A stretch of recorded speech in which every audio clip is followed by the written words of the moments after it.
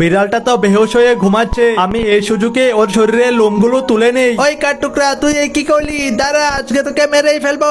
বদমাইশ কাঠটুকরা, তুই আমার শরীরের লোম ছিলে নিয়েছিস, আজকে আমি তোর 12টা বাজিয়ে দেবো। বিড়ালটা রাগান্বিত হয়ে একটা করাত নিয়ে যায় ওই কাঠটুকরাটাকে মারার জন্য। গাছের ডালে দাঁড়িয়ে দূরবীন দিয়ে সে কাঠটুকরার বাসাটাকে খুঁজে বের করে। বিড়ালের লোমগুলো নিয়ে এসেছি, এই লোমগুলো দিয়ে বাসাটাকে সুন্দর করে সাজানো যাবে। বদমাইশ কাঠটুকরা, দাঁড়া, আমি তোর এই গাছটাকেই কেটে ফেলে দিচ্ছি। আরে আরে, কি হচ্ছে? গাছটা পড়ে যাচ্ছে কেন?